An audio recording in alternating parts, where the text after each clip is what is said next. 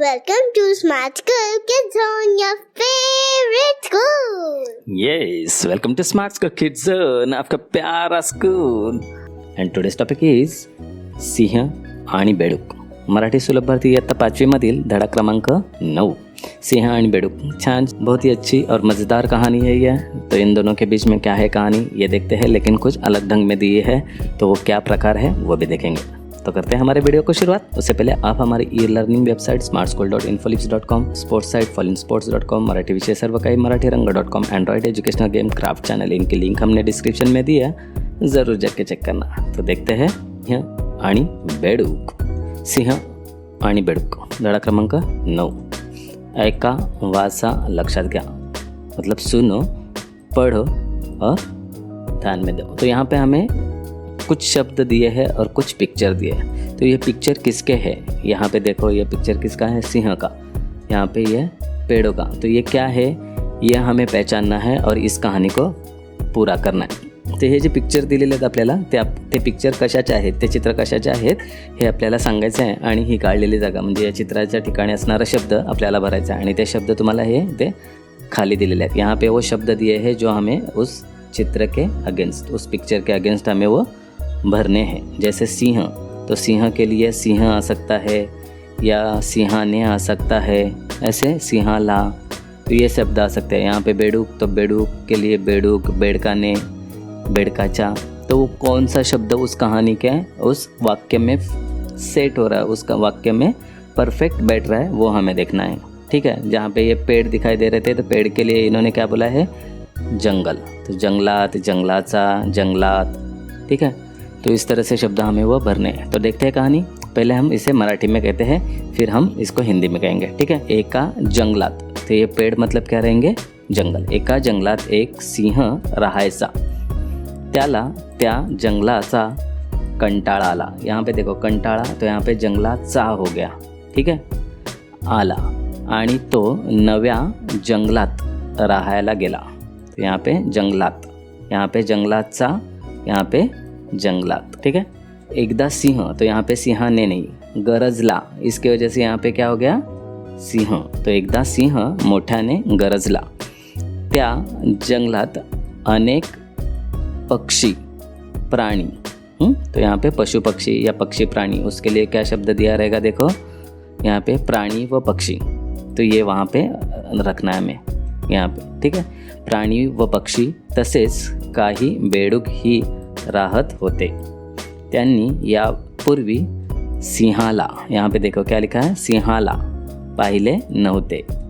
त्यांचा बेडूक पुढारी म्हणाला, कोणीतरी मोठा आवाज काढत आहे, आता मीही मोठा आवाज काढतो. बेडूक मोठा आवाज बेडूक, तो यहाँ पे बेडकाने मोठा आवाज काढला. तो यहाँ पे क्या हो गया? बेडकाने. यहाँ पे बेडूक था, तो यहाँ पे बेडकाने. सिंहाला हा आवाज नवीन होता. सिंहाला वाटले कोणीतरी आपल्याला आव्हान देत आहे, आपण सावध राहिले पाहिजे.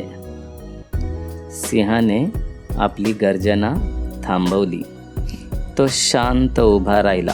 बेडकाने मोठमोठ्याने ओरडत पुढे पुढे सरकू लागला. तो बेडकाने नहीं आएगा, बेडूक मोठमोठ्याने ओरडत पुढे पुढे सरकू लागला. तर जसं वाक्य असेल त्यानुसार आपल्याला हा नाम, म्हणजे हा जो नाम असतो, नाऊन असतो, त्यामध्ये थोडासा बदल करावा लागतो. बेडूक मोठ्याने ओरडत पुढे पुढे सरकू लागला. सिंहाने त्याला पाहिले व त्याचा आवाज ऐकला. सिंह वेगाने पुढे सरकला. सिंहाने बेडकाच्या डोक्यावर पाय दिला. तो यहाँ पे दोनों है, तो यहाँ पे दोनों लिखना है. सिंहाने बेडकाच्या डोक्यावर, यहाँ पे रहेगा देखो, सिंहाने बेडकाच्या, यहाँ पे देखो बेडकाच्या, तो ये सिंहाने बेडकाच्या, तो ये एक ही यहाँ पे दोनों भी दिए है, तो एक ही शब्द वहाँ पे आएगा, सिंहाने बेडकाच्या. ओके. सिंहाने बेडकाच्या डोक्यावर पाय दिला. बेडूक गयावया करू लागला. सिंहाने त्याला सोडून दिले. तो ये है मुकुंद तळवळकर की ये कहाणी. ठीक आहे. मराठीमध्ये आपण वाचलेले आहेत. आता हिंदीमध्ये थोडीशी याची समजून घेऊया कहाणी काय ती. एका जंगलात एक सिंह राहायचा, मतलब एक जंगल में एक सिंह रहता था. त्याला त्या जंगलाचा कंटाळा आला होता. वो उस जंगल से बोर हुआ था, उब गया था. त्याने आणि तो नव्या जंगलात राहायला गेला, इसलिए वो नए जंगल में रहने के लिए गया.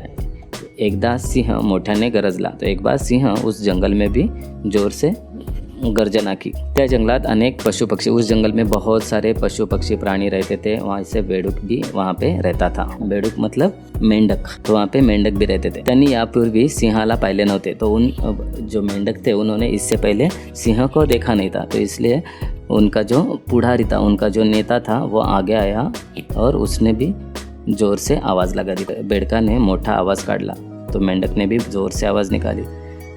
तो उस आवाज़ को सुन के सिंह को ये आवाज़ नहीं थी, इसलिए सिंह को लगा कोई तो मुझे चैलेंज कर रहा है, कोई तो मुझे आह्वान कर रहा है, लड़ाई के लिए पुकार रहा है, मुझे सावध रहना चाहिए. तो सिंह उसने अपनी गर्जना थोड़ी सी रुकाई और वो शांत खड़ा रहा.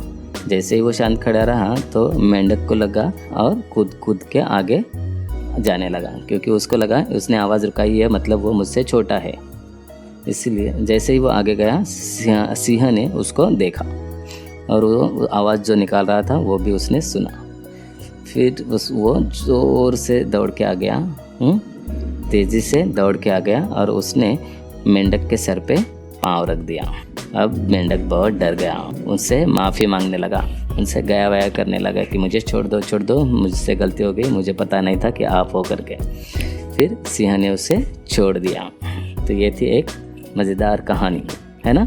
तो यह हमें क्या सिखाती है कि बिना देखे, बिना समझे कोई भी काम नहीं करना चाहिए. शायद वो कभी उस वजह से हमें पछताना भी पड़ सकता है ना. चलो देखते हैं इसके ऊपर कुछ स्वाध्याय प्रश्न. या गोष्टीतील प्राण्यांची नावे सांगा. तो यहाँ पे कौन से प्राणी आए थे? बेडूक और सिंह. सिंह व बेडूक यामध्ये हुशार कौन होता? तर हमें पता है कौन था हुशार? सिंह, क्योंकि उसने जैसे आवाज़ आ गई तो वो रुक गया, वो सावध भी हो गया. तो उसे पता चला कि कोई तो मुझे पुकार रहा है, तो मुझे सावध रहना चाहिए, मुझे संभाल कर रहना चाहिए, है ना. तो इसका मतलब वही ज़्यादा होशियार था. या गोष्टीतील प्राण्यांचा आवाज़ कसा आहे ते माहिती करून घ्या आणि आवाज़ काढून दाखवा. तो हम लोगों ने एक प्राणियों की आवाज़ ये वीडियो निकाली है, वह हम आपको वीडियो के अंत में दिखाते हैं, उस डिस्क्रिप्शन में लिंक भी देते हैं, चाहिए तो आप वो भी सुन लो, ठीक है. खाली प्राण्यांचा ओरडण्याला काय म्हणतात ते वाचा. तो यहाँ पे कुछ ही नाम दिए हैं, तो इससे भी ज़्यादा नाम हमने वो स्मार्ट स्कूल के एक लिंक में दिए हैं, जहाँ पे हर एक प्राणी का, प्रत्येक प्राण्याचा आवाज़ कसा असतो हे जास्त प्रमाणात सांगितलेलं. तो यहाँ पे देखते हैं हम वाघाची काय असते? डरकाळी. बकरीचे यहाँ पे हत्तीचा चित्कार. गायचे हंबरणे, मतलब गाय जो आवाज़ करती है तो उसको हंबरणे बोलते हैं मराठी में. वाघाची डरकाळी, हत्तीचा चित्कार, गायचे हंबरणे, बकरीचे बॅ बॅ आणि घोड्याचे खिंकाळणे आणि कुत्र्याचे भुंकणे.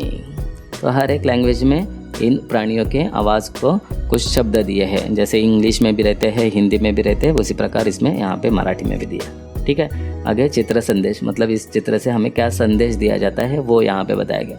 नको डोक्यावर पाटी, हवी ताटात पाटी. तो यहाँ पे पाटी शब्द एक ही बार आया है लेकिन दो तरफ से. ये पहला वाला जो पाटी है ये इसको बोलते हैं, ये वाली जो टोकरी है उसको भी मराठी में पाटी बोलते हैं.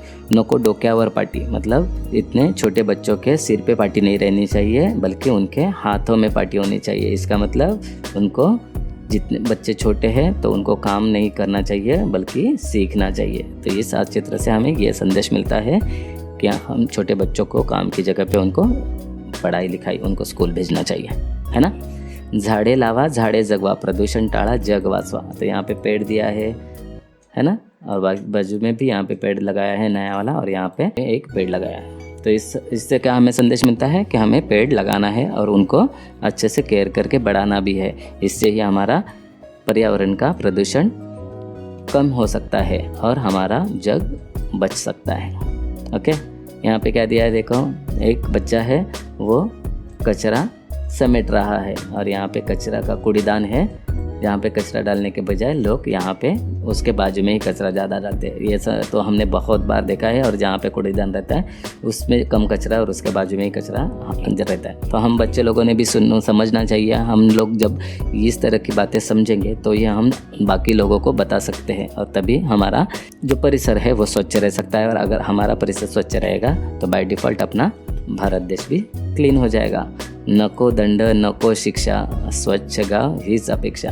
तो किसी को दंड देने की ज़रूरत नहीं है, किसी को शिक्षा देने की ज़रूरत नहीं। खुद को अपनी जिम्मेदारी समझनी है और अपना गाँव स्वच्छ रखना है। तो ये बच्चे लोग, आप खास करके आप सभी लोग एक बार सुन लो कि खुद तो कचरा बिल्कुल भी नहीं करना है। अगर कोई दूसरा करता है तो उसको अच्छे से बोलना है। अगर वो नहीं सुनते हैं तो वो कचरा हमें ही साफ करना है। एक बार करके देखो तो वो अपने आप वो भी हमारे साथ करना शुरू कर देंगे। अब एक लड़की है यहाँ पे नल के पास आई है और वहाँ पे हाथ धो रही है। तो वहाँ पे उन्होंने एक संदेश दिया, जपून वापर पाण्याचा आधार असे हा जगण्याचा। मतलब पानी का जो इस्तेमाल है वो बहुत अच्छे से करो, जितना ज़रूरी है उतना ही करो, क्योंकि यही आगे जाके हमारे जीवन का, हमारे जीने का आधार बनने वाला है। क्योंकि पता है पाणी बहुत ही प्रेशियस होता जा रहा है। तो ये थे चित्र से संदेश, वाचा, लक्षात ठेवा।